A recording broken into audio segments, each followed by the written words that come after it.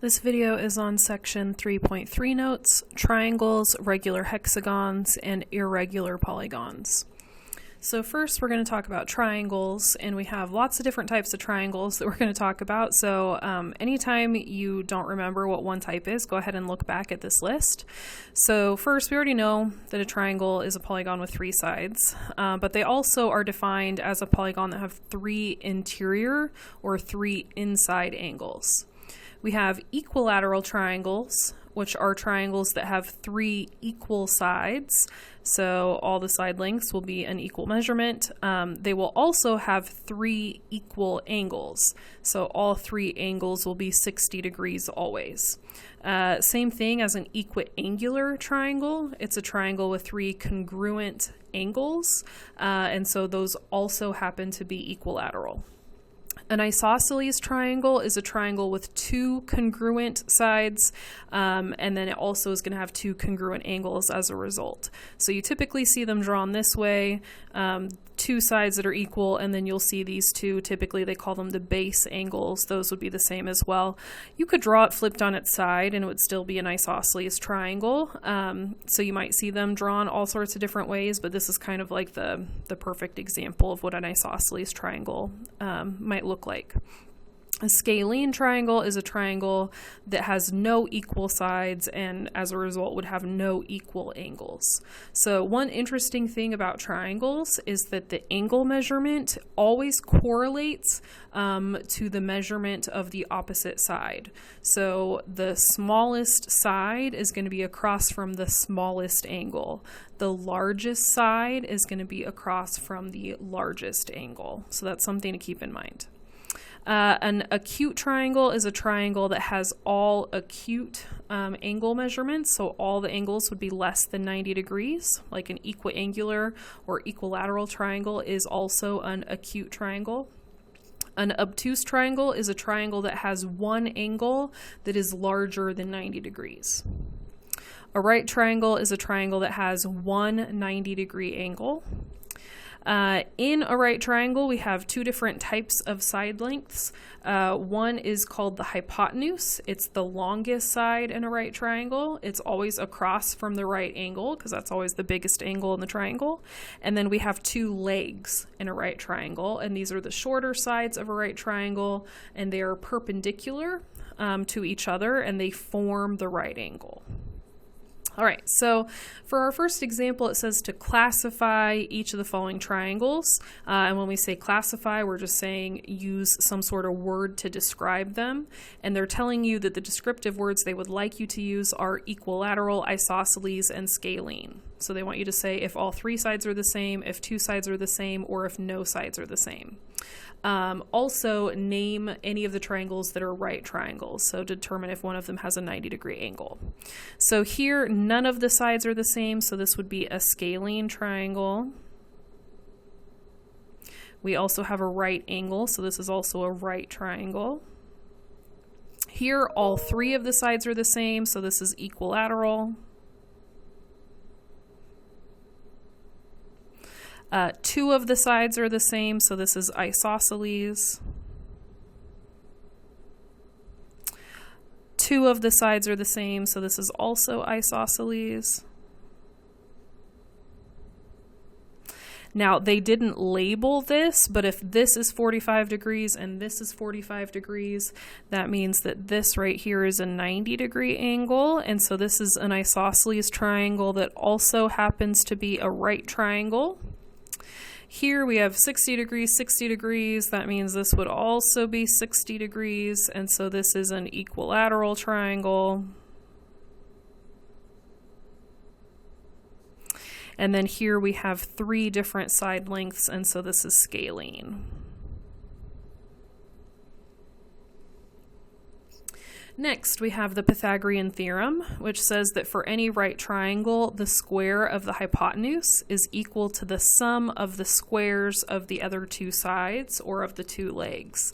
So the longest side, C, squared is the same as the other two sides, A and B, squared and then added together. So A squared plus B squared.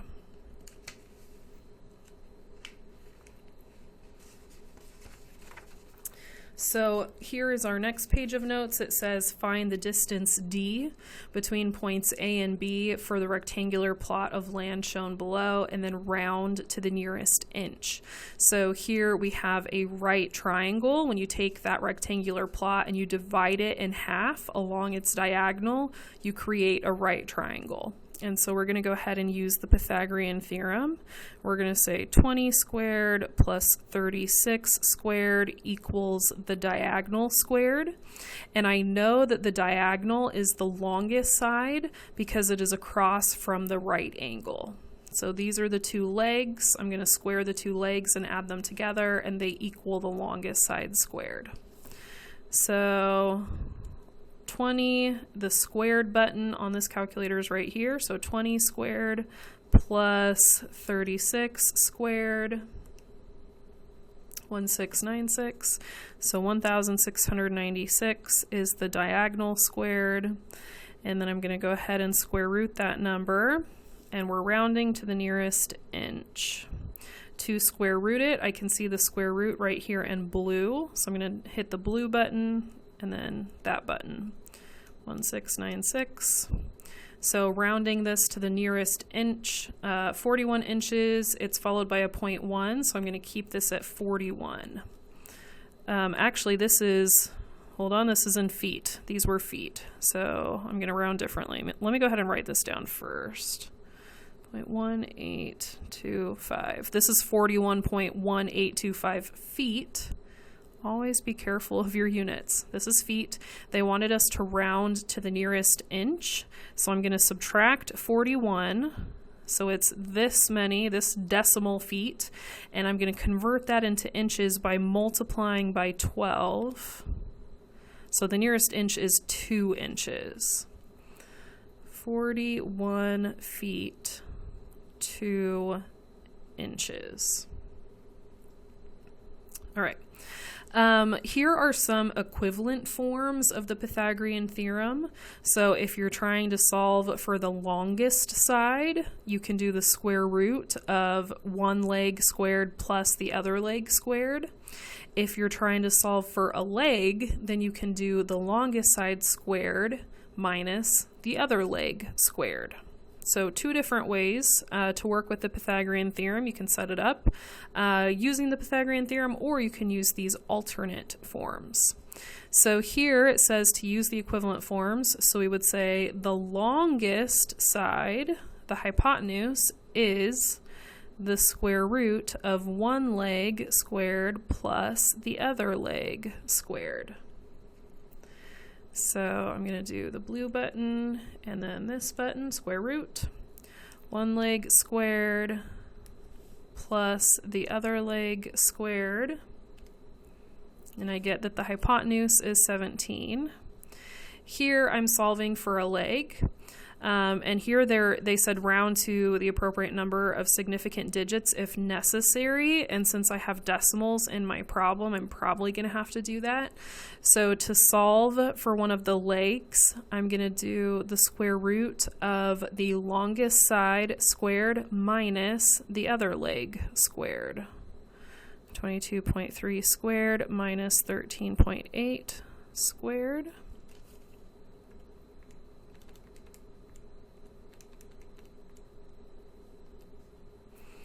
And so since my original numbers each had 3 significant digits, I'm going to do 3 significant digits and I get 17.5 for side Y. Here are some Pythagorean triples. So there are some specific right triangle shapes that work with the Pythagorean theorem, and you might recognize some of them, like a 3, 4, 5 triangle is pretty common.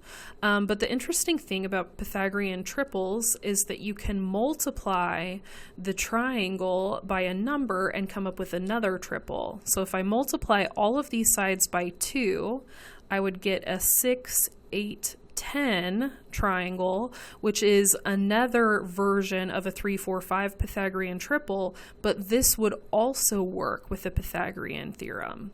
6 squared plus 8 squared does equal 10 squared. Or I could multiply these by 3. I'd get 9, 12, 15, and this is another Pythagorean triple. 9 squared plus 12 squared equals 15 squared. I could do something similar with this. I could take all of these and multiply them by 5. I would get 25, 60, 65, and that would be another Pythagorean triple. 25 squared plus 60 squared equals 65 squared. So these are all just special triples, 3 numbers that make up right triangles and work with the Pythagorean theorem. And some students start to kind of recognize them and see them. And if you recognize it, then you don't have to use the Pythagorean theorem because you already know what a missing side length might end up being. So here, let's go ahead and find these missing side lengths using the Pythagorean theorem. In this case, I'm looking for the side that is right across from the right angle, so I know that this is the longest side. So I'm going to say square root of the leg squared plus the other leg squared.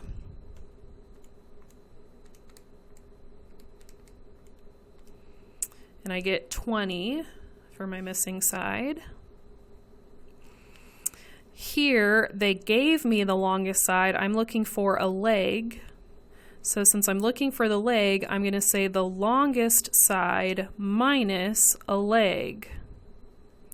The longest side squared minus the leg squared.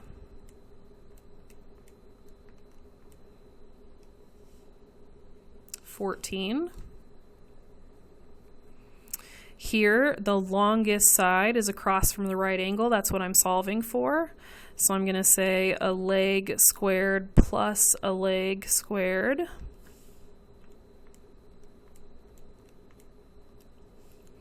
And I have a decimal this time, so I'm going to look at the instructions. They tell me to round to the nearest tenth, which is 1 decimal place. So I'm going to write 12.0.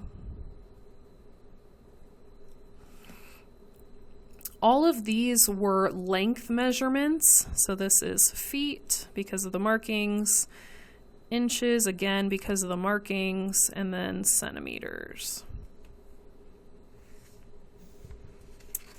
All right. Next, it says a mason wants to use a 12-foot ladder to reach the top of a 10-foot wall.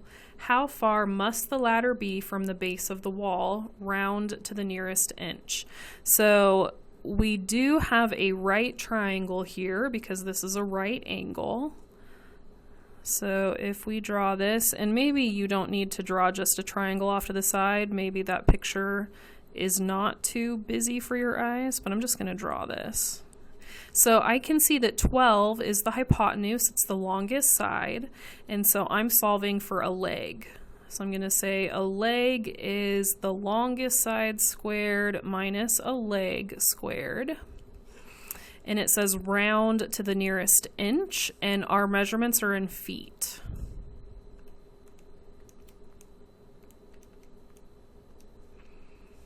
So I get 6.6332. This is in feet. So I'm going to subtract off the 6 feet in the front. I know that my answer is going to be 6 feet.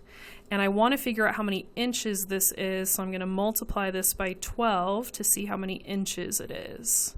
7.59. So I'm going to round this to 8. 6 feet 8 inches, and I'm rounding it just because it says to the nearest inch, so I have to use a whole number here if I'm doing the nearest inch. So 6 feet 8 inches is approximately how far away from the wall the ladder would have to be. All right, next we're going to look at how to find the area of a triangle. So the area of a triangle is 1/2 times the base times the height. So there's the base, there's the height. The base is not always the side that's on the bottom of the triangle because, you know, people draw triangles all sorts of different ways. And the height is not always vertical. However, the base and the height are always perpendicular to each other. So the base always has to be something that we could have drawn horizontally like that, and then the height should be something that we can draw vertically to the base. So I might have to spin around my paper until I can make this sort of picture happen, but I need to make sure that my base and my height are perpendicular to each other. My base and my height are perpendicular to each other. Here for this picture, I would have to spin around my paper, and then here's my base and here's my height. I can see it's on the bottom, and then there's my height right there. So you might have to spin it around to make it look right, but we want to make sure that the base and the height are always perpendicular to each other. So find the area for each of these triangles. We're going to do 1/2 times the base times the height. So 13 times 8. 0.5 is 1/2. 13 and 8 is 52. Inches times inches is inches squared. Here, 1/2.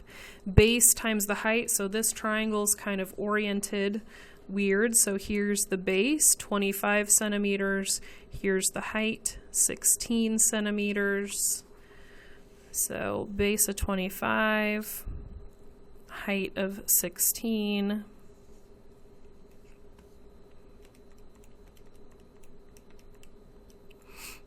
$200.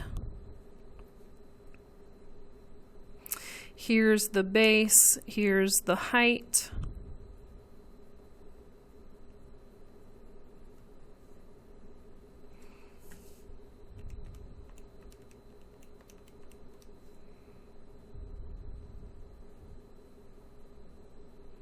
Square centimeters again. Now, sometimes you'll have other types of triangles, and then based on the notation that they give you, or the numbers that they give you in the problem, maybe doing 1/2 times base times height isn't the easiest way to find the area of that particular triangle. So here we have an isosceles triangle where you have two sides that are labeled as A and then one side labeled as B. And here we're going to calculate the area of the triangle differently just because we have different information. So it says to find the area of an isosceles triangle, you're going to do 1/2 times the base, because that's what you have down there as a base. So in this picture it'd be 1/2 times 6, and then we don't have a height, so we just kind of have this slanted side where both of them are the same. So I'm going to say 1/2 times the base, and then the square root of those two sides that are the same, so 9 squared minus the base divided by 2 squared. So 6 divided by 2 is 3 squared. So 0.5 times 3, and then square root 9 squared minus 3 squared. So this, and it tells us to round to the nearest tenth, so that's 1 decimal place. So this would be 12.7 inches squared.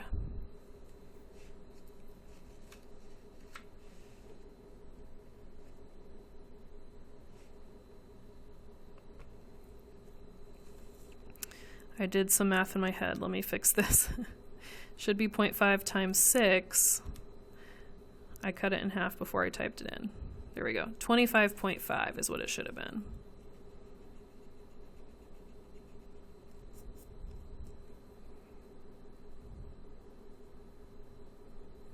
So 1/2 of 6, half of 6. I accidentally did some work in my head the first time.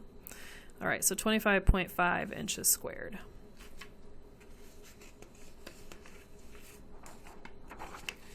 All right, here's another one. We still have the isosceles triangle, so we're going to use that same formula. Let me keep this page here. So it says an attic wall has the shape shown below, an isosceles triangle. How many square feet of insulation are needed to cover the wall? Round to the nearest square foot. Okay, so we have 1/2 times the base, and then the square root of 7 squared minus half of the base, So the base divided by 2 squared.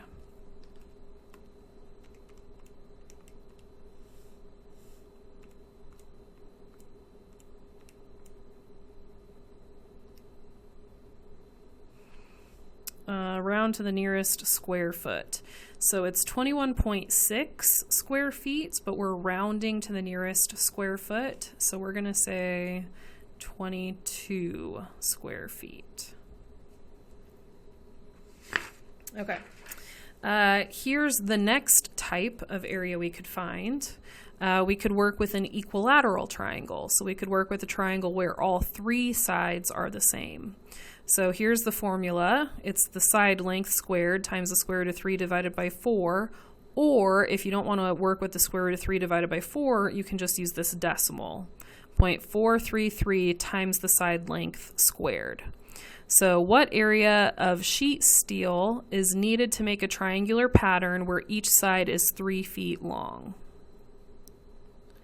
So if we have 3 feet, 3 feet, 3 feet, what area is needed?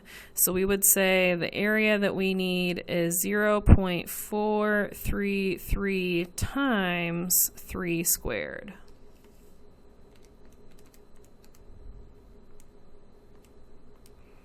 Round to the nearest tenth.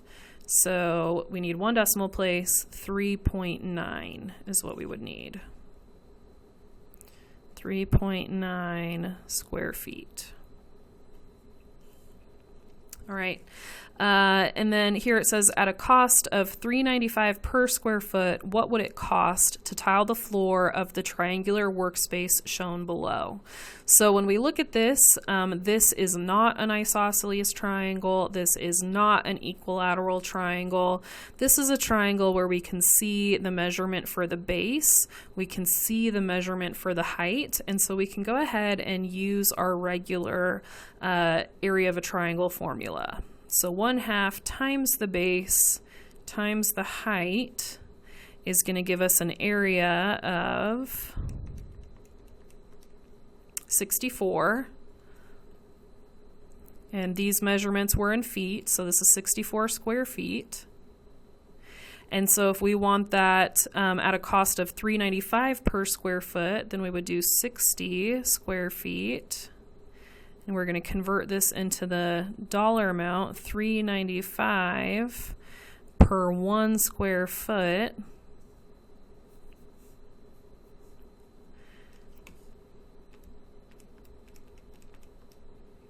We're going to get $252.80.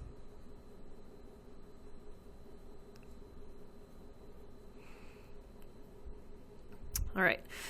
There's one more formula that they have, and it's for a scalene triangle. It technically works for any triangle, but this is to find the area of a triangle when all 3 sides are different and you don't know the height of the triangle. So that's a scalene triangle. And you're welcome to use this formula. I don't have an example for it. I don't think you'll need it. But if you run into a problem on a homework assignment, on a MyMathLab assignment, and you think it might be using this formula, feel free to let me know. So it has the 3 sides that are different, A, B, and C, and then it uses the letter S, and S is a semi-perimeter, which means it's just half the perimeter. You find the perimeter of the triangle and you divide it in half, and then that's what you use as S. So the area would be half the perimeter times half the perimeter minus 1 side length times half the perimeter minus another side length times half the perimeter minus the 3rd side length. And then you square root that whole thing. So it's not too difficult to do. It's a little bit tedious compared to some of the other ones. All right. Next, we're going to talk about regular hexagons. So regular polygons first. We have a polygon. It was a closed figure that had straight sides. That's what we'd learned before, that had more than 3 sides. So a regular polygon is a polygon in which all of the sides are congruent, they have equal lengths, and all of the angles are congruent, so they're equal in measure. So we have regular triangles. This is an equilateral triangle. That's a regular triangle. all 3 of the sides are the same length, all 3 of the angles are 60 degrees. We have regular quadrilaterals, that's a square. All 4 of the sides are the same length, all 4 of the angles are 90 degrees. Regular pentagons are 5-sided polygons where all of the angles are 108 degrees, all of the sides are the same length. So regular hexagons, which is what this textbook focuses on, are just 6-sided polygons where all of the interior angles, all of the angles inside are 120 degrees, and all of the sides are the same length. So regular just means that everything is the same. Now we've already talked about a diagonal. A diagonal for a regular polygon just connects vertices that are not consecutive, that are not next to each other, to other vertices. So diagonals would be like this, right? Connecting a vertice to a vertice. These are diagonals. We have not learned about flats. Flats are the flat parallel sides of a polygon. So from here to here, this is a flat. From here to here, this is a flat. From here to here, this is a flat. Okay? So if you know the side length of a regular hexagon, you can use it to calculate the area. It's just 2.598 times the side length squared. So here, if we have a side length of a regular hexagon and they tell us that it's 6.00 centimeters and they want us to find the area, then we would say, oh, the area is just 2.598 times 6 squared. And they didn't tell us the side was just 6 because in the instructions, they're asking us to round to the appropriate number of significant digits. And if they had used the number just 6, then we would have only had 1 significant digit. But since they put 6.00, we have 3 significant digits. So here we're going to round to 3 significant digits, which is 93.5. So this is an area of 93.5 centimeters squared for the area of that hexagon. Next, we can find the length of the diagonals, which is from a vertex to a vertex. And we can find the length of a flat, which is from one parallel side to another parallel side, or the distance across the flats. So the diagonals, the measurement for that is 2 times the side length. 2 times the side length for this previous example is 2 times 6, which is 12 centimeters. The distance across the flats is 1.732 times the side length. And again, they're asking us to round to significant digits, so we're going to have 3 significant digits in our answer. So 10.4.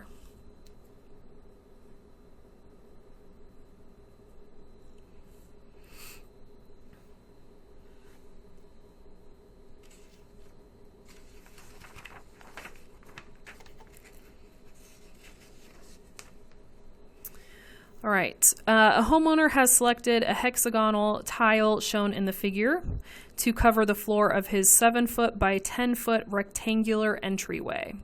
Estimate the number of tiles needed for the entryway. So I'm going to figure this out. 7-foot by 10-foot is 70 square feet. Okay, 70 square feet. And then this is in inches, so maybe I should just go ahead and convert this to feet. So I'll go ahead and do that. 9 inches converted to feet.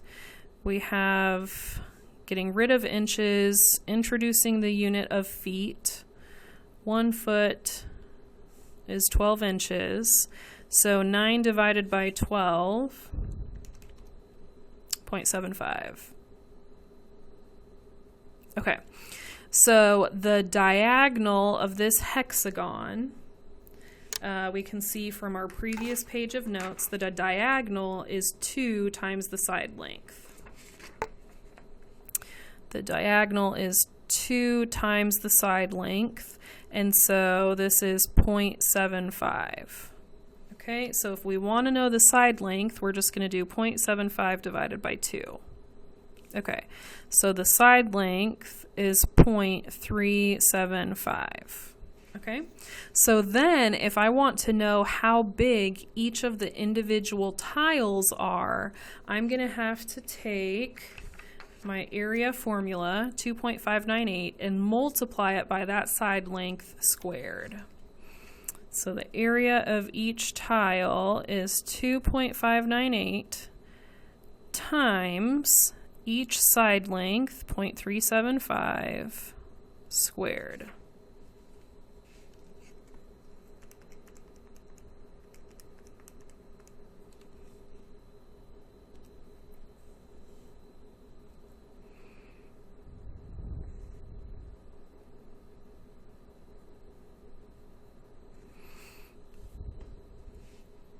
All right, now this is for one tile.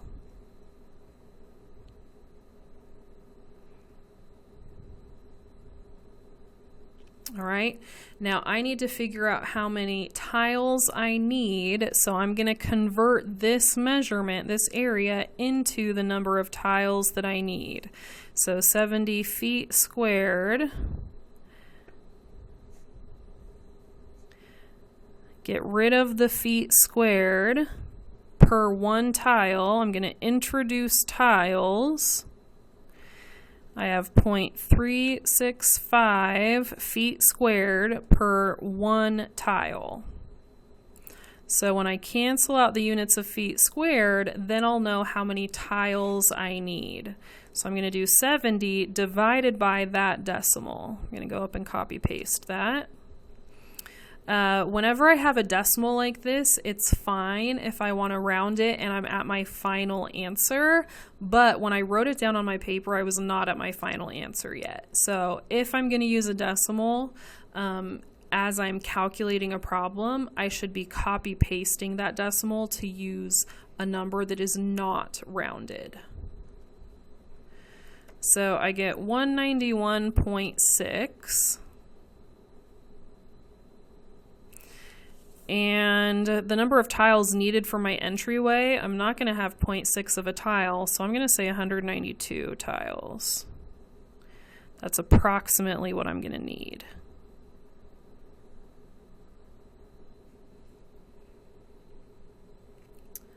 All right, the last thing we're going to talk about is irregular polygons. So we know that regular polygons are polygons where all the side lengths are the same, all the angle measurements are the same. So irregular polygons are closed figures, that's just a polygon, with at least 3 sides, that's a polygon, where the side lengths are different lengths or different angle measurements. So here we have triangles, obtuse triangle, right triangle, acute triangle. They just are not equilateral. Scalene and isosceles. So equilateral, this is a regular polygon. These are all not regular. These are all irregular. So you can see that they are including, this is all the polygons that they're including. And we can kind of go through and mark off the ones that are regular versus irregular. So this one right here is regular. The rest of these are irregular. Quadrilateral, four-sided shape, four-sided shape. We have trapezoids. We have different types of trapezoids here. We have parallelograms, a rhombus, rectangle, and a square. The square is the only one that is regular. And then here they have the different examples of 5-sided shape, 6-sided shape, 7-sided shape, and 8-sided shape. And here the hexagon and the octagon, the way that they drew those are regular, but these two are not. So here's all the different types of classifications of polygons. A little bit more of it is like for your information, so you can kind of see some examples. But if we look down here, we can see these are polygons that are definitely not regular. Their side lengths are completely different. And so here, if we were to find the area of one of these shapes, we're not necessarily going to be able to use a formula. Our method for finding the area of these shapes is going to be to break up this shape into another shape that we can find the area of. So here, maybe you would choose to break this shape up right here. Maybe you would do this smaller rectangle and this bigger rectangle, and you could say this smaller rectangle is 6 inches by 10 inches, and I know 6 inches by 10 inches is 60. And then if this is 6 by 10, then you would say, well, this whole side is no longer 22. We would think of it as 10 up here and 12 down here. And then this is 13, but this whole length would be 13 and 6 together. So that whole length would be 19. So then for your other rectangle, you would say, oh, that's 12 times 19, which is 228. And so the area is 288 square inches total. Maybe that's one way you could do the problem. Another way you could do the problem is you could fill in this rectangle up here. And you could say, well, let me consider this entire rectangle as one area. This would be 22 inches by 6 inches plus 13 inches is 19 inches. So if I did 22 times 19, I would get 418 inches. And I would subtract off this white space, and this white space would be 10 by 13. So if I subtract off the white space, I'm going to subtract off 10 by 13, which is 130. And that would also give me 288. So maybe the easiest way to do the problem is to add two shapes together. Maybe the easiest way to do the problem is to subtract two shapes from each other. It depends on the problem. So here we have a picture of a triangle, kind of, well, I see it as kind of triangular, but we have what looks like a kind of bigger triangle. You can see it there. What looks like a bigger triangle with a smaller triangle like taken out of it.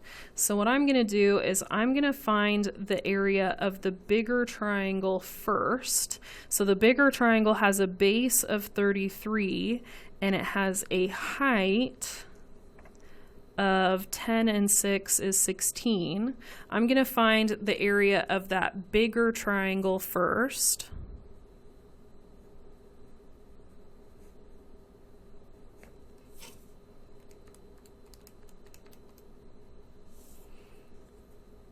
And then I'm going to subtract off the smaller triangle. So if I subtract off the white space, then I would be subtracting off 1/2 times the base times the height.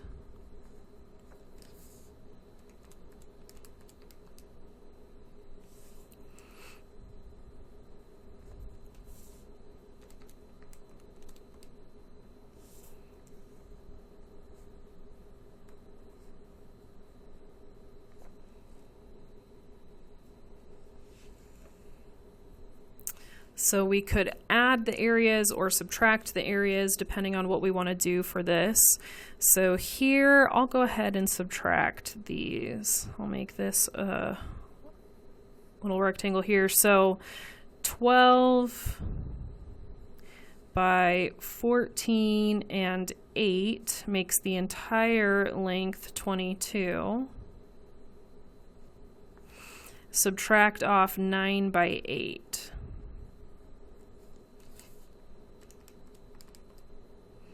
So 264 minus 72 is 192 square feet. For this one, I can see breaking this up, and then I have a triangle and a rectangle.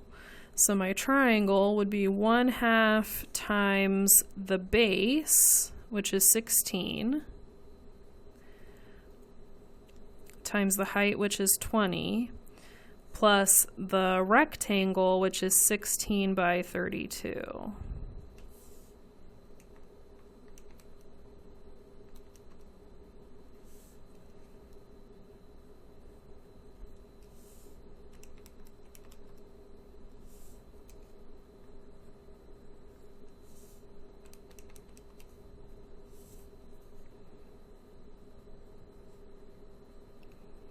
So 672 square inches.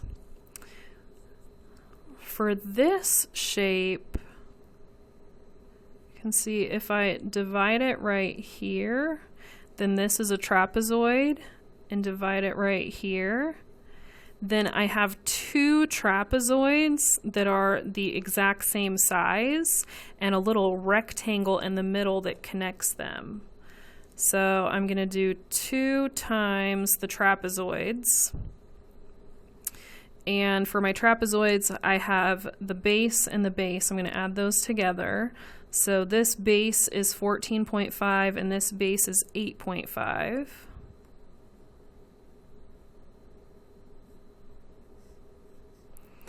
And then the height of the trapezoid is 7.6.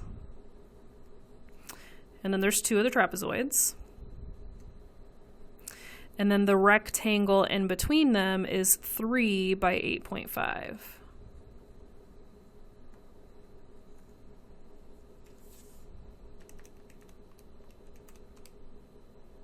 So 23 divided by 2.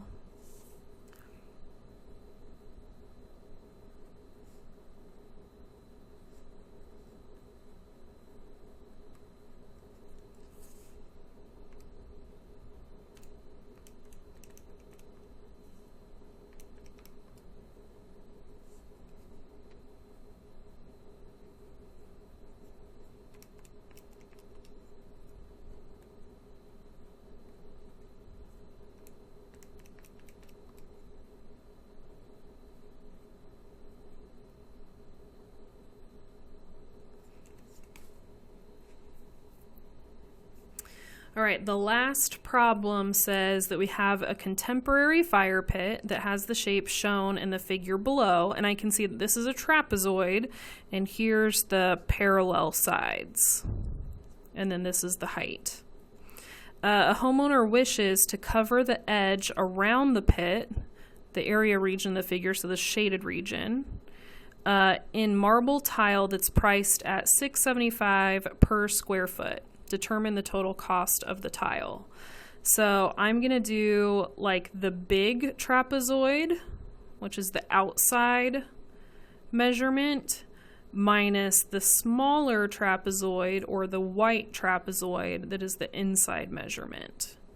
So the outside measurement is going to be 6 plus 9 divided by 2 times 9. So the outside bases divided by 2 times the height.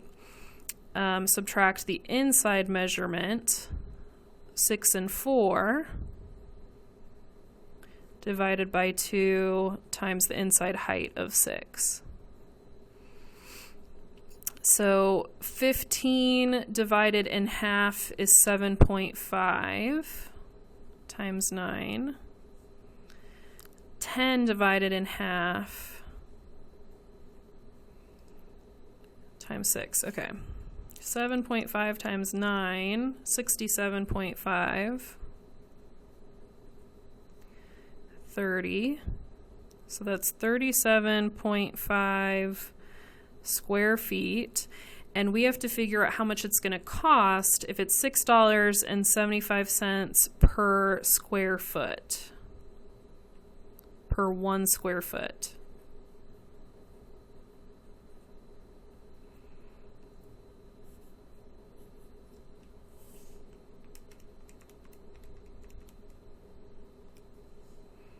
$253. 12 cents, but the 2 has a 5 after it, so I'm going to say 13 cents. We're just going to round up. $253.13.